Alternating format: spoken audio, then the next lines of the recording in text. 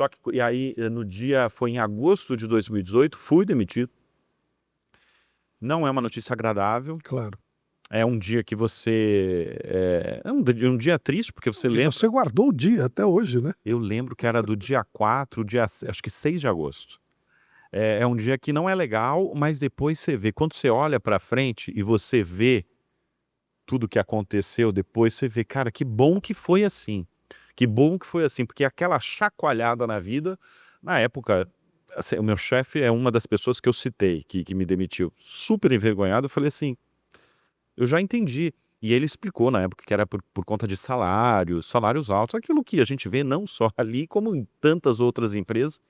Mas foi muito bom porque foi uma chacoalhada ali para eu fazer outras coisas, conhecer outras pessoas, e foi aí que foi a minha primeira conversa com a Jovem Pan. Que aí logo depois...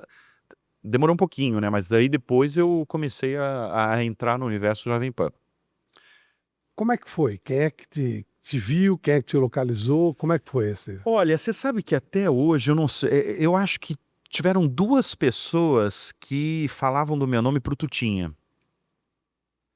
E eu tive uma conversa assim que eu saí da Jovem, assim que eu saí da Abril, eu tive uma conversa muito rápida com o Tutinha, isso em 2018, e a gente ficou num namoro ali, e que naquele momento não rolou. Foi até bom que não rolou, porque inicialmente ele queria que eu fosse uma... Na Veja eu fiz muita coisa, eu passei por vários assuntos. Eu fiz negócios, que é a minha área hoje, mas fiz muito comportamento e cultura.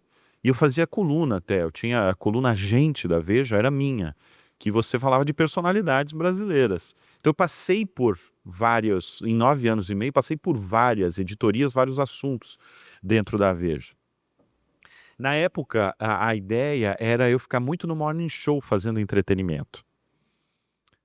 E ainda bem que eu não fiquei focado nesse segmento, porque logo depois o Augusto Nunes começou com um programa lá que é o Direto ao Ponto, que tem até hoje. Ele apresentava o Direto ao Ponto. Sim. E ele começou a me chamar, porque na época, isso em 2016, 2015, ele apresentava o Roda Viva na TV Cultura, ele me chamava muito para a bancada. Não para entrevistar político, mas para entrevistar outras personalidades. Por exemplo, se você fosse no Roda Viva, muito provavelmente ele ia me chamar para te entrevistar junto com outros jornalistas. Por causa do trabalho na Veja. Na Veja, mas na Veja só ele me chamava. É engraçado isso. Ele chamava jornalistas de outras publicações, outros veículos. Na Veja, praticamente só eu era o único jornalista da Veja que estava ao lado dele no Roda Viva. Quando ele foi para Jovem Pan apresentar o Direto ao Ponto, ele me chamava também, não para entrevistar político, para entrevistar outras personalidades. E ali eu comecei o contato com o pessoal da Jovem Pan.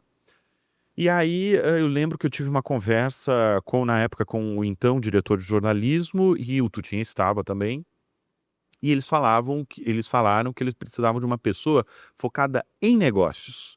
Não era economia, não era para falar se a bolsa, por que a bolsa subiu, por que a bolsa caiu, porque aí já tinham outros. Não era só uma pessoa. Na Jovem Pan até hoje tem umas 3 pessoas falando de economia. A ideia deles, e o Tutinha foi muito feliz disso, era focar numa pessoa em negócios, trazer novidades, entendeu? Por que a Apple lançou um novo iPhone? Porque na época não tinha nem o sucesso da NVIDIA, mas trazer as novidades de empresas grandes, de empresas gigantes, para trazer inspiração para as pessoas. E aí,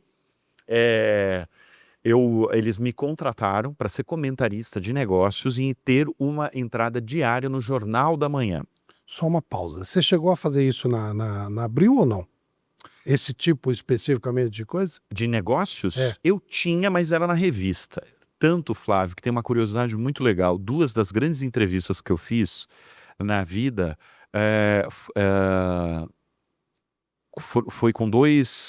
foram com 2 pessoas extraordinárias no mundo dos negócios. Uma foi Jeff Bezos, o dono da Amazon. Ele nunca mais, eu acho que deu entrevistas, pelo menos aqui no Brasil, na América Latina, foi quando ele trouxe o Kindle para o Brasil em 2014. Foi uma entrevista por telefone, foram 45 minutos de entrevista, mas foi com o dono da Amazon, sabe? O cara que criou a Amazon, e é uma entrevista que eu tenho assim, uma recordação muito especial, simplesmente por ser ele. Lógico. Por ser ele. Você conseguiu a entrevista? Eu consegui. Você mesmo. Na verdade, assim, como eu estava na área de negócios na Veja, as coisas eram muito fáceis, porque na época. Mas não falar com ele. Não falar com ele. Mas na época a Veja era o grande veículo do uma Brasil. referência. Era uma referência. Então, como era um lançamento, tratava-se de um lançamento que era a chegada. Não tinha ainda a Amazon.com aqui no Brasil. Não tinha nada do site eletrônico. Era a chegada do Kindle, do leitor digital, para o Brasil. Então, claro que a Amazon tinha interesse, a Amazon Brasil tinha interesse em divulgar isso, e eles ofereceram a entrevista com o Jeff Bezos, e foi uma entrevista por telefone de 45 minutos que eu tenho uma ótima recordação. Claro. A segunda recordação foi com o fundador e CEO da Netflix. Uau. Que é o Reed Hastings. Isso foi pessoalmente. Foi também uma recordação extraordinária. A Netflix fechou um hotel aqui em São Paulo e ali eu vi que o Reed Hastings tem a pegada dos grandes líderes do mundo, que é aquela pegada, Flávio, do showman, que é aquele cara, quem introduziu isso foi Steve Jobs, com aquelas apresentações que ele fazia de calça jeans, uma camiseta preta e emplacava ali um golaço de marketing que ele falava, só ele em cima de um palco, muito simples, os produtos dele. O Reed Hastings, é um tremendo de um showman também, porque ele chegou, isso foi é só pegar quando a Netflix chegou no Brasil, foi 2011, 2012, que ele chegou num hotel em São Paulo, para poucos jornalistas, para introduzir o que era a Netflix. A Netflix, quando chegou no Brasil, veio de uma forma muito mambembe. As traduções dos filmes, das séries, eram meio em castelhano, eram em espanhol, era uma coisa muito esquisita.